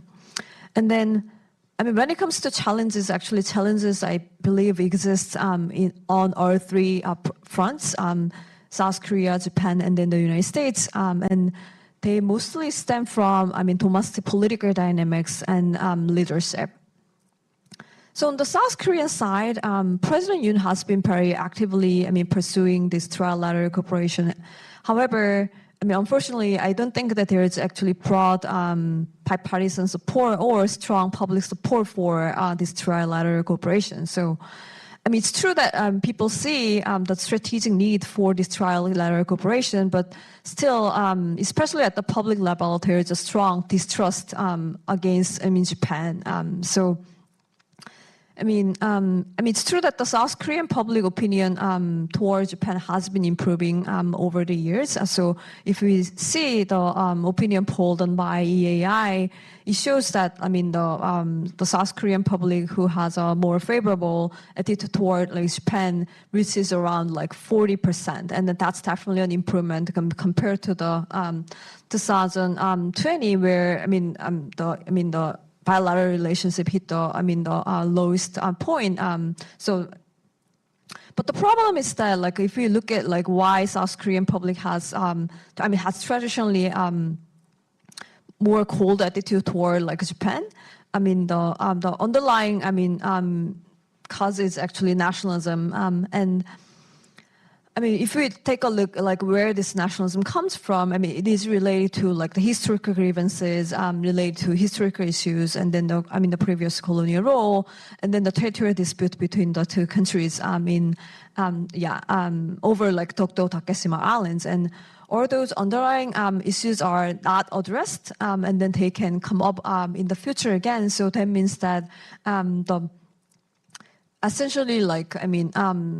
South Korean leaders, if they want, they can weaken or walk away from this trilateral cooperation with public backing. So if there is a diplomatic tension between South Korea and then Japan again, then the public can easily turn against this trilateral cooperation based on distrust towards Japan. And if we look at the Japan side, we can see that that's not just a possibility because the new Japanese Prime Minister Ishiba is more open to revising the peace constitution. And then a couple of days ago, when Japan's Prime Minister Ishiba just it was reported that the Japanese Prime Minister Ishiba offered provided offering to like a screen shrine, and then that already created like controversy like in South Korea. So if like Japan moves toward more that direction, then that can definitely create more regional tensions and then fan suspicions among like South Korean nationalists, and then that will definitely have a negative impact on deepening trilateral cooperation, I believe. And then on the U.S. side, as we know, like President Trump has a very transactional approach to alliances, and that suggests that, even under the second, Trump administration, like, the U.S. may prioritize the existing bilateral framework because it will be seen as a quicker and then also a more beneficial like way to secure short-term U.S. national interests, especially in terms of like alliance like burden sharing. And also, if Trump ended up pursuing like anything but Biden policy, there would be a really good motivation to weaken this trilateral partnership over. But there are also opportunities to strengthen this the trilateral cooperation, and that mainly comes from the external like security environment. As we know, the competition between like China and then the United States will become more intense in the second Trump administration, and then we know that North Korea also strengthened its strategic partnership with Russia. And if there will be greater, collusion between these authoritarian regimes in the region, then definitely, the U.S. and its allies also need to, form a more united front to deal with the regional issues, including like traditional like issues like North Korean, nuclear issues, and then rising China. So I think, definitely there is an, optimism for, trilateral cooperation as well. And then also this trilateral partnership has some unique, importances because, even though in the first, in the first Trump administration, like, the U.S. has only emphasized more transactional approach, and then the, emphasis on like democratic values was completely missing in the alliance like rhetoric. However, emphasizing democratic values can actually increase the credibility of U.S. commitments. So, this trilateral partnership is definitely a symbol of democratic values and the personal partnership. So, in that sense, it can have a unique advantage. And then also it has a really strong like implementation mechanisms, unlike other like mini-laterals in the region. So the success of this partnership will have more positive ramifications of, for the region overall. Thank you. Thank you, Ji-young. I think we've already spent almost 40 minutes. So. Quick second round and then, open the floor.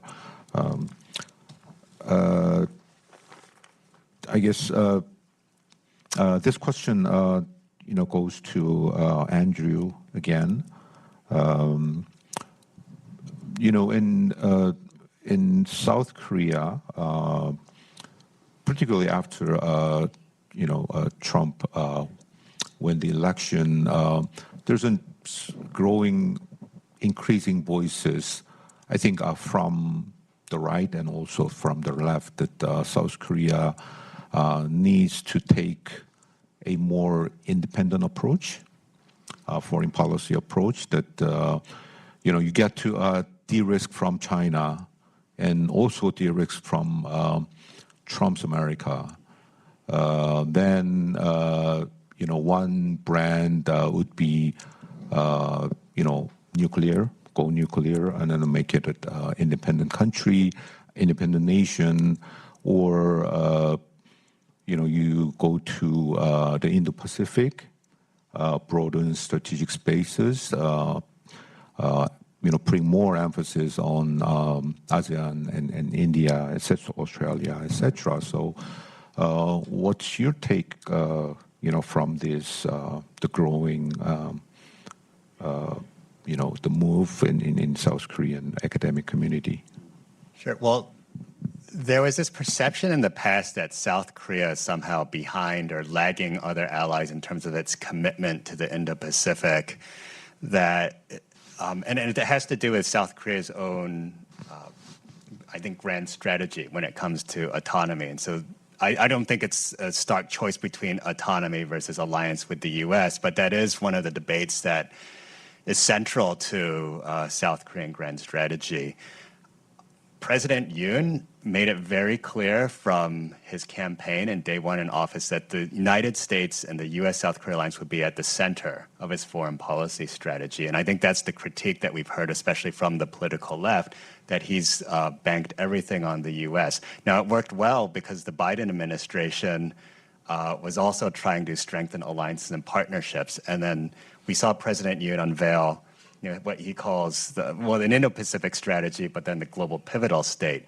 So even though it centers on the U.S.-South Korea alliance, that would be a platform then to strengthen things like the U.S.-Japan-Korea Trilateral. Or for a while they tried to join the Quad, but that wasn't going to happen. But there's then the AUKUS 2 pillar.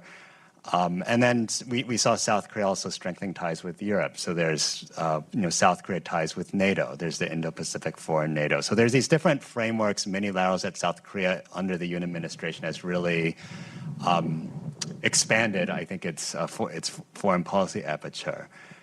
So on one hand, I think it would be a big blow if alliances were to rupture because President Yoon had staked so much in the U.S.-South Korea alliance. But on the other hand, because South Korea has been moving in this direction where it wants to expand its strategic partnerships, where it wants to expand its own involvement in the region with mini-laterals, with other multilateral institutions, that they have in some ways diversified their foreign policy. So even if the alliance were to rupture, I think South Korea has other options, other choices, other partners that they can work with. So in that sense, I think the strategy of this idea of global pivotal state has worked well. In this case, pivoting, I wouldn't say away from the United States, but that it just has more options out there.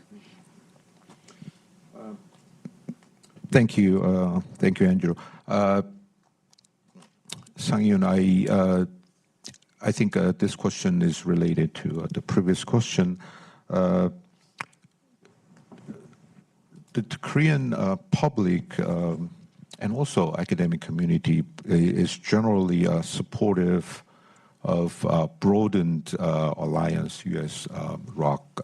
alliance, which means that it's not just defend South Korea from North Korean attack, but also increase the alliance role to the region.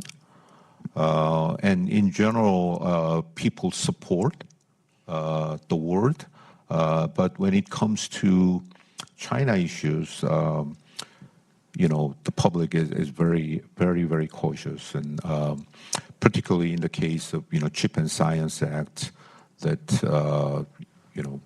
more than 50% of Korean public are very critical of the U.S. stance on that particular issue when it comes to Chinese market, etc. So, how do you expect that Trump administration will push hard to that direction, and what would be the desirable responses from Seoul? Well, I think that's a major uncertainty that we are facing with the new Trump administration. What's the nature of Trump administration's policy toward China? We need some time to see the essence and nature of it. But I think there are some indications already comes out. The nomination of Mark Rubio for State Department Secretary and Mike Waltz for National Security Advisor seems to indicate the new Trump administration seems to have a hardline policy toward China. Yet, I think it is quite unclear what President-elect Trump himself really think about. Well, based on his America First policy, he strongly believes that the United States should no longer be economically ripped off or exploited by China, but it isn't clear whether he sees China as a threat, security threat, or just economic harm. Well, in both cases, of course, South Korea could suffer a very severe economic blow from Trump's America First policy in the economic realm toward China. This is because South Korea maintains a very significant trade relationship with China. Although its share is declining, but China is still South Korea's largest trading partner.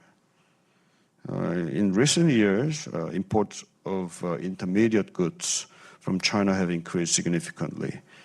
There is a high dependence, Korean depends on China for critical minerals and rare earth, and imports of car manufacturing related parts, such as batteries for EVs, has increased significantly recently.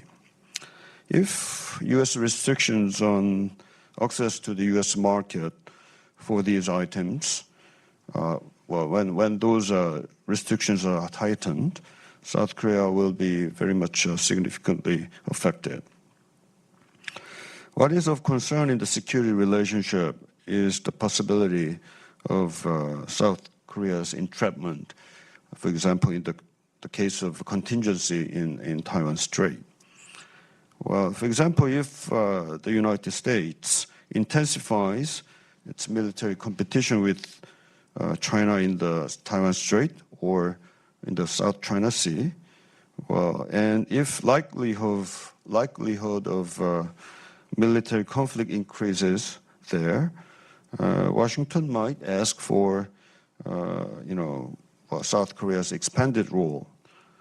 However, that could reduce South Korea's capacity to focus on North Korea's threat, which is ever increasing now. And in addition, turning China into a potential adversary is a very serious burden for South Korea because, Korea is geographically adjacent to China. Then how should South Korea respond? I think it is necessary for Korea to convince the new administration in the U.S. That the response to North Korean threat and China risks will not be done separately. It is necessary to come up with a more comprehensive policy plan or blueprint that encompasses China and North Korea altogether, rather than, symptomatic prescriptions on a case-by-case basis. And talks about this with the United States, I think, is quite important at an earlier stage of new administration in the United States. If we understand South Korea's role in the division of labor within the larger framework of security cooperation in the region between United States, Japan, and South Korea, then I think, South Korean focus on North Korea will be understood in a much larger, security framework, which is beneficial not only for South Korea, but also for other allies and partners in the region. Thank you. Thank you. One last question to Maria.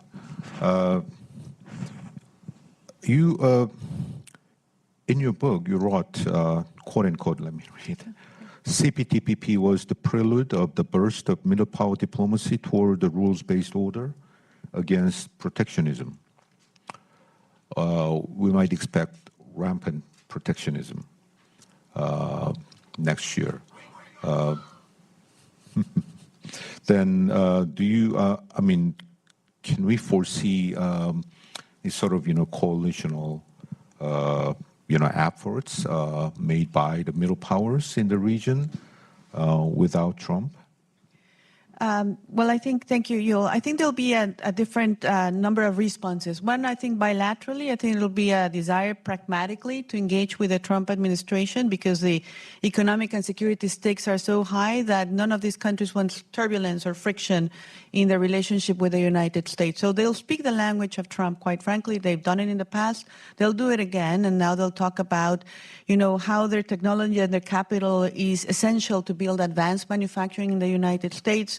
They'll talk about buying more energy, perhaps LNG, from the United States. So that's one set of responses. But the other one, I think, goes to the heart of your question, and that is, will they move on without the United States? And would the CPTPP, this trade agreement, be the right vehicle to do so? And in some ways, yes. And actually, my biggest question mark is what will Korea do in this case? Because, if you look at the evolution of the CPTPP, it's an agreement that has had many lives. It began really as a U.S.-led project and with, high ambition on standards, liberalization. And then under the first Trump administration, the U.S. left. And that then gave way to the reinvention, and that's when the CPTPP name was adopted. And that really was what you referred to, Yul, is this, initiative of middle powers to decide to protect the rules-based structure to give them more predictability, given the choppy waters of U.S. protectionism, while still keeping a seat warm in case the United States wanted to come back. I think the most recent election and the return of the Trump administration is the loudest message you can get that the United States is not returning to the CPTPP. So what should we do next? And interestingly, the CPTPP was negotiated almost a decade ago, and it was negotiated before we saw great power competition really taking on as intensely as it has, before we saw the economic security agenda thrive the way it has now. And the CPTPP, interestingly, is about or is in the early stages of the first general review, where the idea is that this is supposed to be a living agreement, so we should update it and we should invite new members. And I think it would be very important to see if the CPTPP can be more durable than IPEF in bringing in supply chain resilience agenda to the agreement, in updating the digital provisions, which are already a decade old, perhaps incorporated something on economic coercion or technology cooperation. Those are issues that were not part of the CPTPP and therefore important to update. But for me, the biggest question is, where is South Korea in all of this? Because, as we heard, the domestic politics continue to be challenging. And I always thought that once you had Japan and South Korea rapprochement, the logical step would have been for South Korea to join the CPTPP, because that would have taken care of that potential obstacle. That did not happen. What I heard at the time in South Korea was that the focus was on IPEF because South Korea could be a member there. And also, I think, because every country has their domestic politics and there's some opposition in South Korea about the CPTPP. Well, the situation is more dire today. I did not have a chance to emphasize before that if you look at the accumulation of the Trump's tariff proposals, and there's one other idea, the reciprocal trade agreement, which would be basically matching and raising U.S. tariffs to match the tariffs of our counterparts, we're really talking about undermining the WTO system. And I think given that, I think the stakes are higher now for South Korea perhaps to reconsider and join the CPTPP. And I think that would then elevate the significance of this agreement. I hope so. We have about 7 minutes. So 1 or 2 questions? Huh? 5 minutes. Okay, 5 minutes. So, questions from the floor? Oh, how many hands? Huh? Collective, right. The lady back there? Yeah, the black. Yeah. And 2 more hands. Let's collect 3 questions and quick answers. Shiwan Min from KAI Korea Economic Institute. Thank you so much for coming here and giving insightful insights about South Korea and U.S. alliance frameworks and overall Indo-Pacific frameworks. I'm curious about multilateral economic frameworks that have been mentioned through, like previously and in the first session, how South Korea has been preparing for the potential U.S. withdrawal from the IPEF. I think I hear a lot more positive responses on the IPEF, saying like this is, an economic framework that shows economic cooperation between the U.S. and South Korea, whereas in Washington, I hear a lot more concerning voices about the potential withdrawal of the second Trump administration. So yeah, that would be my question. Thank you. No. Take 2 more questions. Yeah, the lady. Yeah. Hi, I'm Serena Waters with NEC Corporation. My question is about Japan's defense budget, but also potentially relevant from the Korea burden sharing perspective. Maria, you mentioned that they were talking about, they're concerned about a potential ask and increase in defense spending, and I'm wondering if you heard anything about the Japanese thinking through how they might respond to that ask, and also what their specific concerns about repercussions might be if, even 2% seems unattainable, so I'm not sure how they could increase that. And if kind of defense tech collaboration that's been strengthened under Biden could potentially be a risk. Thank you. One more hand. I think the hand over. Is that you? Yeah, it's me. Okay. Yeah, thanks. Jim Mullinex from the Diplomatic Fellow at the Wilson Center. You mentioned economic coercion, and certainly during the incoming President Trump's several speeches, he's talked about his desire to increase pressure on China, and presumably he'll ask allies to do similar types of things with respect to tech controls and other policy initiatives.